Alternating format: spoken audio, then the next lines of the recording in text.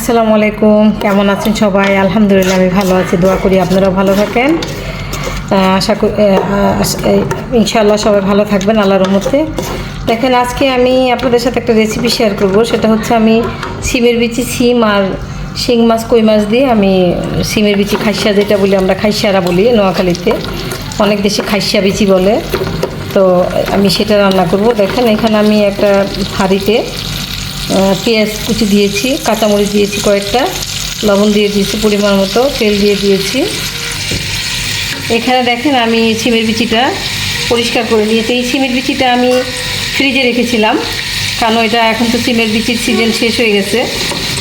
সিমের বিচি এই দুইটাই আমি ফ্রিজে রেখেছিলাম। দেখেন, এই সিমটাও আমি ফ্রিজে রেখে দিয়েছিলাম। এই যে সিমটাও আমি সিজনে এনে রেখে দিয়েছিলাম। তো আমি এখন বের করে নিয়েছি, ডিপে রেখেছি, যাতে শুকনা যখন নিয়ে সিমের বিচিটা সিমটা, তখনই আমি সিমটাকে মানে শুকনো অবস্থায় আমি পলিথিন ধরেই আমি ডিপে রেখে দিয়েছিলাম। আর সিমের বিচিটাও যখন নিয়ে আসছে, তখন সিমের বিচিটাকেও আমি ওই শুকনো অবস্থায় আমি ডিপে রেখে দিয়েছি। তো এখন বের করে মানে সিমটা আমার খুব একটা বেশি কষ্ট হয় নাই। 10-15 মিনিটের মধ্যে আমার 1 কেজি সিমের বিচি, খাইসার বিচি আমার পরিষ্কার করা হয়ে গেছে। দেখেন, আমি কেটে ধুয়ে পরিষ্কার করে নিয়েছি, আরও একবার একটু ধুয়ে নিব আমি তারপরও। এই হচ্ছে আমার মাছ। আজকে আমি এই জিওল মাছ দিয়ে আমি এটা রান্না করব। তো দেখেন, এই মাছটা আসলে তাজা মাছ, তো সেজন্য আমি অল্প করে একটু মাছ দিব। আর মাছ জিওল মাছ মানে তাজা মাছ, তো জিওল মাছ, যে কারণে এই মাছটা মানে তাজা হলে এত বেশি দরকার হয় না, অল্প দিলেই মানে তরকারিটা ভালো একটা হয়।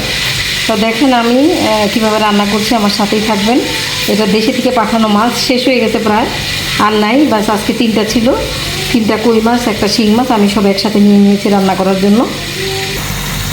দেখুন, আমি বাকি মশলাগুলো আমি অ্যাড করে দিয়েছি। এখানে আমি 1.5 টেবিল চামচ আদা রসুনের পেস্ট দিয়েছি,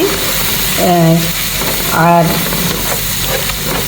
1 টেবিল চামচ হলুদের পাউডার, 1 চা চামচ মরিচের পাউডার, 1 চা চামচ ধনিয়া আর জিরার পাউডার মিক্স করে 1 চা চামচ দিয়েছি। মশলাটা একটু ভেজে নিয়ে আমি একটু পানি ঢেলে দিচ্ছি। সিমের বিচির খাইসারাটা আমাদের মানে অনেক পছন্দের একটা ডিশ। একটু পানি দিয়ে দিলাম, মশলাটা কষাবো, তারপরে আমি মাছটা কষিয়ে তুলে নিব, তারপর সবজিটা কষাবো। এই ফাঁকে আমি সিম আর সিমের বিচিটা আরেকবার একটু ওয়াশ করে নিব। মশলাটা কষানো হয়ে গেছে, তেল উপরে চলে আসছে। বিসমিল্লাহির রহমানির রহিম। মাছটা দিয়ে দিলাম, মাছটা একটু কষিয়ে নেব। মাছ কষানোর জন্য আমি একটু পানি মিক্স করবো।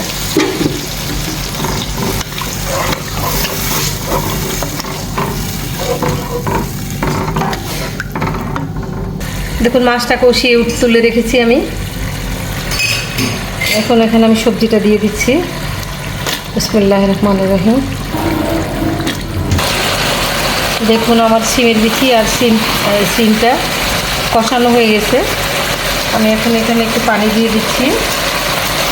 বিসমিল্লাহির রহমানির রহিম।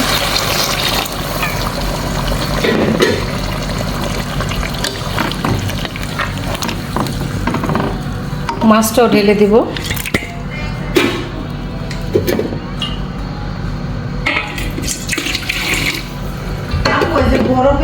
মাছ নিয়ে আসছেন। এই দেখেন, ঝোলটা দিয়ে দিলাম। এখন আমি আবার একটু ঢেকে দিব, রান্না হওয়া পর্যন্ত অপেক্ষা করব। ফিরে আসবো আপনাদের কাছে আবার।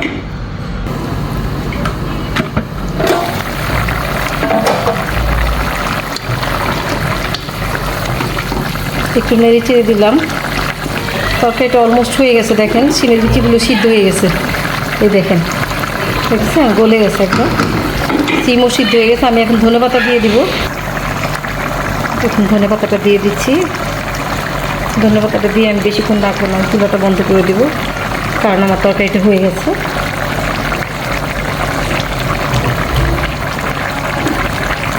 লবণটা দেখে নিয়েছি এক ফাঁকে, তরকারির লবণটাও ঠিক আছে।